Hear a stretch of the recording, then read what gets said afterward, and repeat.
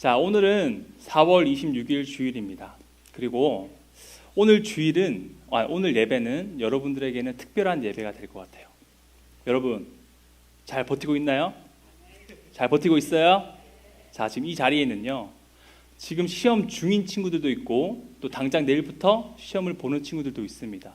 많이 걱정되고 또 두려울 텐데, 이 자리에 나온 여러분들을 환영하고 축복합니다. 그래서 우리 옆 친구들에게 이렇게 인사합시다. 잘 왔어. 너 대단해. 엄지척.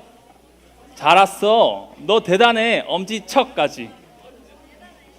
대단해. 자, 오늘 예배를 통해서 하나님께서 여러분에게 은혜 주시기를 소망합니다. 우리 24절 말씀을 우리 함께 읽어보도록 하겠습니다. 네, 24절 말씀 시작. 12 제자 중에 하나로서 디두모라 불리는 도마는 예수께서 오셨을 때 함께 있지 아니한지라. 오늘 우리가 말씀 속에서 이제 중심적으로 바라볼 인물은 바로 도마입니다. 요한복음에서는 지금 도마를 이렇게 소개하고 있어요. 도마는 예수님의 12 제자 중에 한 명이다. 자, 그런데요, 성경에서 제자라는 표현을 사용할 때는요, 그 제자라는 표현에는 어떤 의미가 있습니다. 자, 예수님과 함께 했던 사람, 함께 울고 웃었고, 함께 밥 먹고, 함께 잠도 잤던 사람. 그런데 한 가지 더, 제자는 예수님의 길을 따라가겠다고 결단한 사람들에게 붙여지는 수식어입니다. 그런데요, 우리 24절 후반부에 가면 도마가 그 자리에 없음을 알 수 있습니다. 그러면 도마는 어디 갔을까요? 도마는 분명 제자라고 했는데 지금 도마는 예수님께서 다시 오셨을 때 어디 갔을까요? 성경은 거기에 대해서 정확하게 말은 해주지 않습니다. 그러나 한 가지 분명한 것은 도마는 예수님의 부활을 의심했다라는 것을 우리가 알 수 있게 되는 거죠. 도마는요, 분명 예수님을 향한 열정은 있었어요. 열정은 있었지만 그 열정을 뒷받침해 줄 믿음은 도마에게 없었음을 우리는 알 수 있는 것입니다. 자, 우리 다음 사진 한번 보여주세요. 자, 제 고등학생 때 생기부입니다. 생기부예요. 자, 지금 제 사진 보고 웃고 있는 거죠. 자, 지금 이 얼굴이 고2 때 얼굴입니다. 자, 지금 이 자리에 저뿐만 아니라 많은 노안인 친구들이 있는 줄 압니다. 우리 승민아, 우리 승규야, 우리 승기야, 힘내자. 자, 그리고 한 가지 특징이 지금 생기부에 하나 더 있어요. 자, 왼쪽을 보면 저는 개근했습니다. 제 고등학생 때 개근했어요. 왜냐하면 라떼는 개근이 되게 중요했어요. 그래서 부모님이 아파도 학교에 가서 아파라라는 말을 들을 때입니다. 오랜만에 이 설교를 준비하면서 이제 생기부를 봤는데 이제 꺼줘도 될 것 같은데요. 아니, 켜주세요. 자, 오랜만에 제가 생기부를 보니까 재밌더라고요. 막 이제 쭉 보고 있었는데 그 중에 다양한 이야기들이 있었어요. 그런데 여러분, 제가 지금 이 생기부를 보면서 이 내용 내가 마음에 안 드는데 하면서 제가 지금 임의로 바꿀 수 있나요? 이 생기부의 내용 지금 제가 임의로 바꿀 수 있을까요? 없어요. 왜 못 바꾸죠? 벌써 기록됐고 확정되었기 때문입니다. 자, 마찬가지로 지금 의심하는 도마의 모습이 성경에 지금 박제됐습니다. 도마 입장에서는 지금 이 내용이 흑역사예요. 흑역사. 그런데 하나님은요, 그 의심하는 도마의 모습을 사도 요한을 통해 성경에 기록하도록 하셨습니다. 하나님은 왜 이거를 기록하게 하셨을까요? 왜 이 부끄러운 도마의 모습을 이 성경에 기록하게 하셨을까요? 오늘 우리는요, 하나님께서 이 의심하는 도마를 통해 우리에게 어떤 말씀을 하시고 싶어 하는지를 함께 찾아보고자 합니다. 우리 25절 말씀 함께 읽어보도록 하겠습니다. 시작. 다른 제자들이 그에게 이르되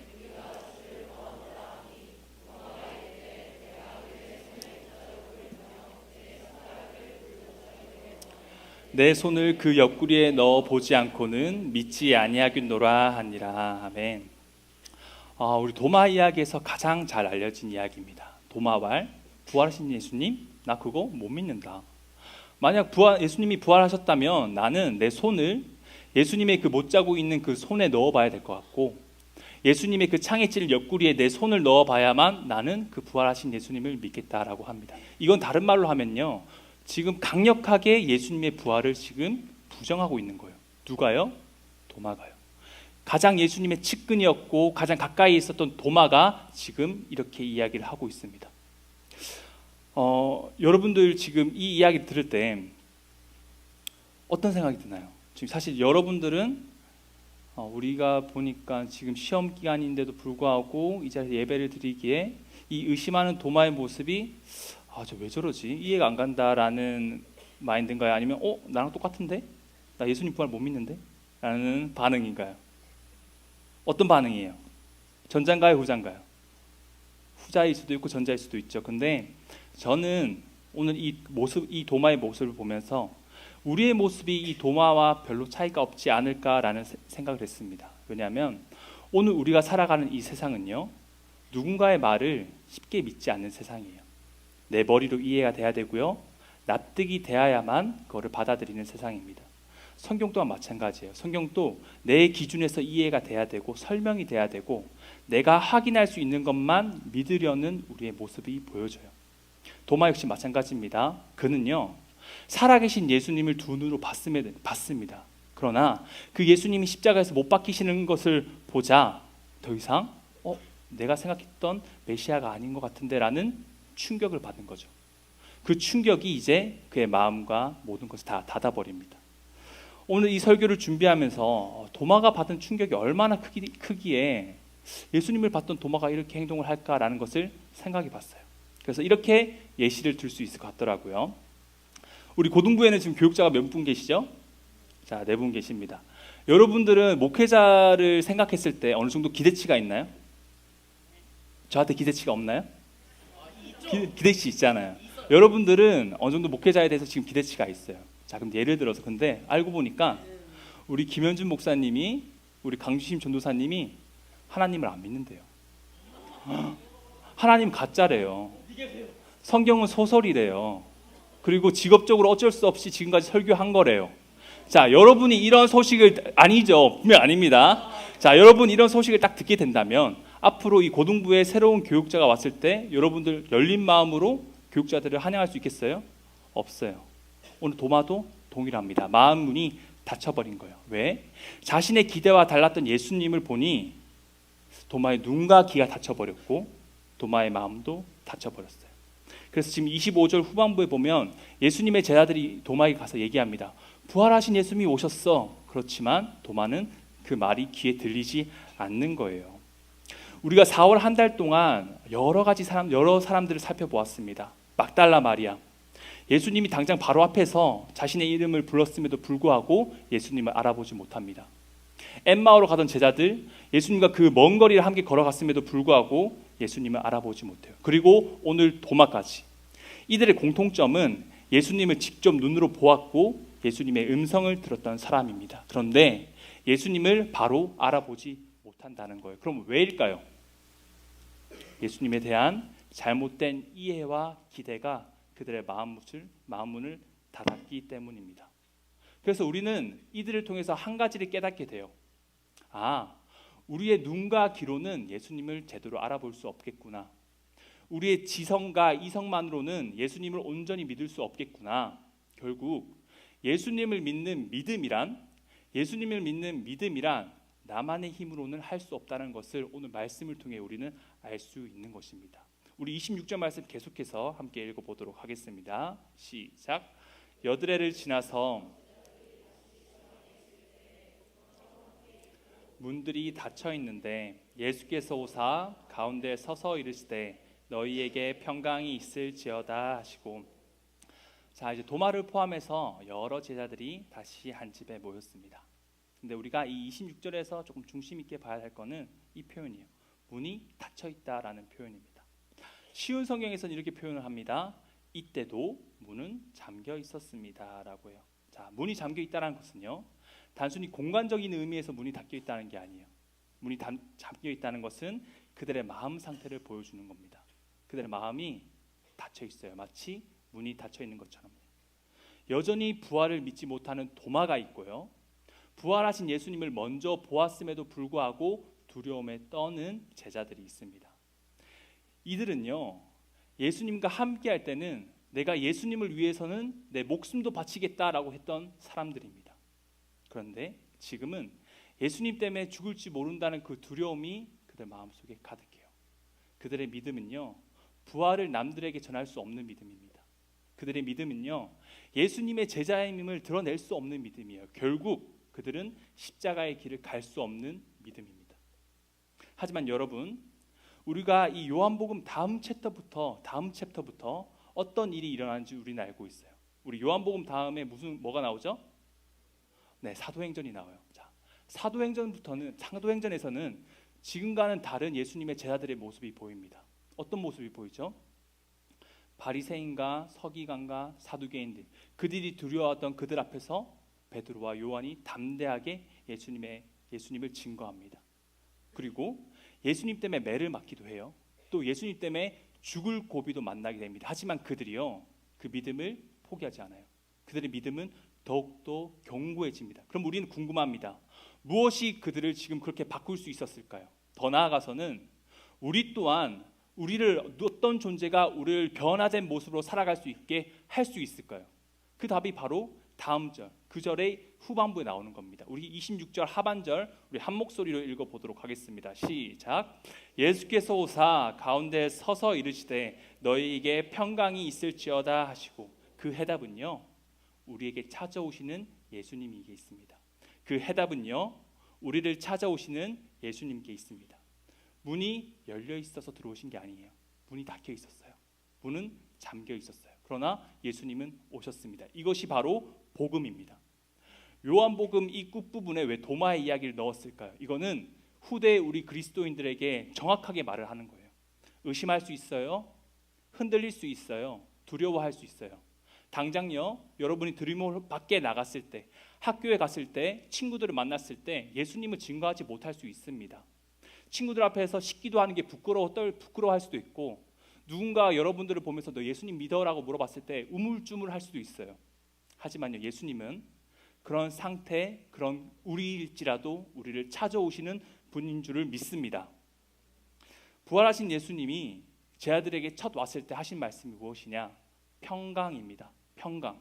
영어로는 peace, 히브리어로는 우리가 잘 알고 있는 샬롬이에요. 의심하고 낙담할 수 있어요. 그러나 무너지지는 말라는 겁니다. 내가 너희를 찾아갈 거니까 너희가 나를 믿고 조금만 더 기다려달라는 말씀이에요. 도마를 찾아가신 예수님이 이렇게 말씀을 하십니다. 27절입니다. 도마에게 이르시되 내 손가락을 이리 내밀어 내 손을 보고 내 손을 내밀어 내 옆구리에 넣어보라. 그리하여 믿음 없는 자가 되지 말고 믿는 자가 되라라고 말씀하십니다. 우리가 또 주목할 부분이 있어요. 도마가 자기 친구들에게 나 예수님 못 믿겠는데 라고 얘기했을 때 사실 예수님은 그 자리에 있었을까요? 없었을까요? 없었어요.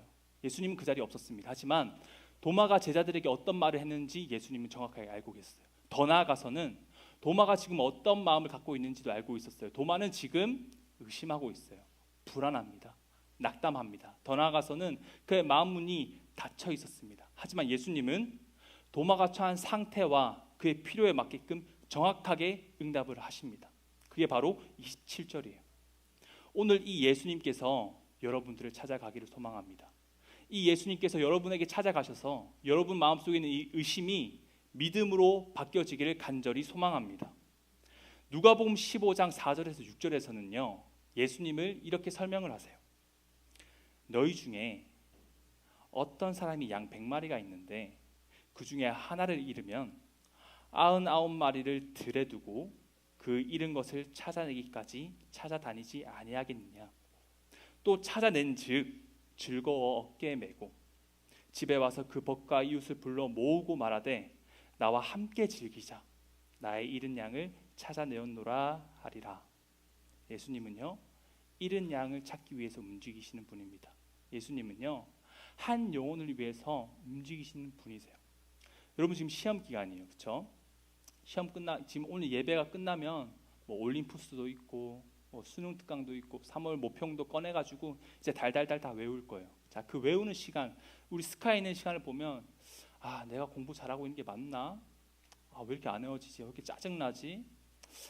내가 머리 지금 제대로 들어간 거 맞나? 내가 돌멩이인가? 여러 가지 생각을 다 할 거예요. 근데 오늘 말씀은요, 여러분의 그 자리에 예수님이 찾아가신다고 합니다. 불안하고 두려워하는 여러분의 자리에 예수님이 찾아가신다고 합니다. 그러면 이 예수님이 우리에게 찾아왔을 때 우리는 어떤 반응이 나타날까요? 오늘 예수님이 의심하던 도마에게 찾아갔을 때 어떤 반응이 나타났는지 함께 보도록 하겠습니다. 우리 28절 말씀 함께 읽어보겠습니다. 시작.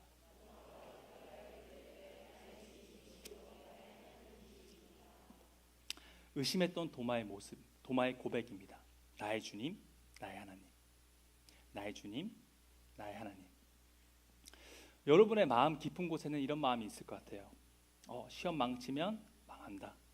혹은 시험 망하면 인생 뭐 된다? 쫑난다. 이런 생각하고 있을 것 같아요.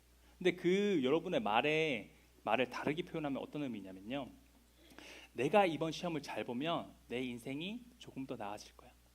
내가 이번 시험 높은 점수를 받고 높은 등급을 맞으면 앞으로 내가 살아가는 인생은 조금 더 필 거야 라는 생각이에요. 그래서 여러분, 우리는요 매번 불안합니다. 여러분 지금 고1이죠. 고2가 되죠. 고3이 돼요. 그럴 때마다 여러분의 성적이 매번 바뀌어요. 그래서 여러분들이 바뀌는 성적에 따라서 내가 매번 붙잡아야 하는 존재들이 달라져요. 야 누구 오늘 학원 좋대. 야 이 투스 누구 좋대. 메가 스터디 누구 좋대. 야 너는 이제 안 되겠다. 너 가외해야 된다. 더 이상 방법이 없다. 항상 내가 의지해야 되고 내가 잡아야 될 존재가 바뀌어요. 그래서 우리는 늘 불안합니다. 그런데 도마가 외친 나의 주님, 나의 하나님이라는 표현은요, 우리에게 변하지 않는 소망이 있다라는 이야기를 하는 것입니다. 하나님이 내 인생의 주인이 된다고 하시면 나는 내가 어떤 상황에 처하든지 하나님께서 나를 책임지시기에 나는 담대할 수 있습니다 라는 표현이에요. 지금 당장에 여러분의 성적을 보고 당장에 내가 처한 상황을 보면 되게 하찮아 보일 수도 있어요. 별 볼 일 없어 보일 수 있어요. 그러나 하나님께서 나를 가장 좋은 길로, 가장 안전한 길로 이끄신다는 고백이 바로 오늘 도마의 고백이 되는 것입니다. 예수님이 주시는 이 믿음이 여러분의 시야를 변하게 해주실 줄 믿습니다. 여러분의 가치관이 변하고요. 나의 인생이 목적이 바뀌어서요. 더 이상 나만의 행복을 위해 살아가는 여러분들이 되는 것이 아니라 이제는 하나님 나라를 위해 살아갈 수 있는 여러분들이 되기를 소망합니다. 29절 말씀입니다. 예수께서 이르시되 너는 나를 본고로 믿느냐? 보지 못하고 믿는 자들은 복되도다 하시니라. 여기서 지금 예수님을 보지 못한 사람들이 누구일까요? 여러분들이에요. 여러분들입니다. 여러분들이고 접니다. 우리는요 예수님을 직접 본 적이 없어요. 그렇죠? 예수님 직접 본 사람 있어요? 없죠. 예수님 직접 본 사람 없습니다. 예수님 만져본 사람 있어요? 예수님 만져본 사람 없습니다. 그런데요 예수님은 오늘 말씀하세요. 너희가 나를 못 봤지만 너희들은 나를 믿을 수 있을 거야. 이유는 단 한 가지입니다. 무엇을 통해서요? 오늘 말씀을 통해서, 예배를 통해서, 그리고 이 공동체를 통해서 하나님께서 우리를 만나주신다는 거예요. 우리 옆 사람 한번 봅시다. 누군지 알아요? 하나님의 살아계심을 증거하는 사람들이에요. 우리 143대 학생에 진화론을 믿는 친구가 있어요. 우리 143대 학생 중에 창조론을 거부하고 진화론을 믿는 친구가 있습니다. 그 친구는요 저에게 살아계신 하나님을 증거해주는 친구예요. 왠지 알아요? 진화론을 믿는데도 불구하고 매주 이 자리를 지킵니다. 박수 한번 줍시다.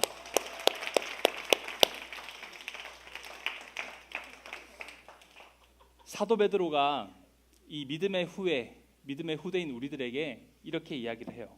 이 베드로전서 1장 8절을 제가 한번 읽어보도록 하겠습니다. 믿음의 후대에게 사도 베드로가 하는 말씀입니다. 여러분이 예수 그리스도를 본 일은 없지만 예수 그리스도께 사랑을 고백합니다. 지금 이 순간 그분의 모습을 보지 못하면서도 그분을 믿고 있고 여러분의 마음은 설명할 수 없는 기쁨으로 가득 차 있습니다. 그것은 여러분의 믿음의 목적이 있기 때문입니다. 그 목적, 바로 여러분의 영혼이 구원을 받는다는 기쁨이 이미 여러분에게 주어졌습니다. 우리에게 부활 소망이라는 것이 있기 때문에요. 세상 사람들은 바라볼 수 없는 이 세상 너머의 영적 세계를 볼 수 있습니다. 우리에게 부활이라는 소망이 있기 때문에요. 세상 사람들과는 다른 삶을 살아갈 수가 있어요. 그것이 바로 우리가 빛과 소금의 역할을 한다는 것입니다. 예수님의 향기를 드러낸다는 것은요. 세상 사람들과는 우리가 무언가 다른 게 있다는 거예요. 그런데 그것은 여러분의 힘으로는 절대 하지 못합니다. 여러분의 힘으로는 절대 할 수 없어요. 한 가지 예를 들면 여러분들은 여러분을 미워하는 사람들에게 안녕이란 말 한마디 못합니다. 내가 증오하는 사람한테 안녕이란 말 한마디 못해요. 왜요? 우리는 그 사람을 사랑할 수 있는 마음이 없기 때문에. 하지만 예수님께서 나를 사랑해 주시고 그 사랑이 나를 확증해 준다면 나는 그 사람에게 안녕이란 말 한마디 할 수 있어요. 이게 믿는 사람과 믿지 않는 사람의 가장 큰 차이점입니다. 그것이 바로 예수님의 제자가 되는 사람이에요. 내일부터 또 시험 치느라 정신 없을 거예요. 그렇죠?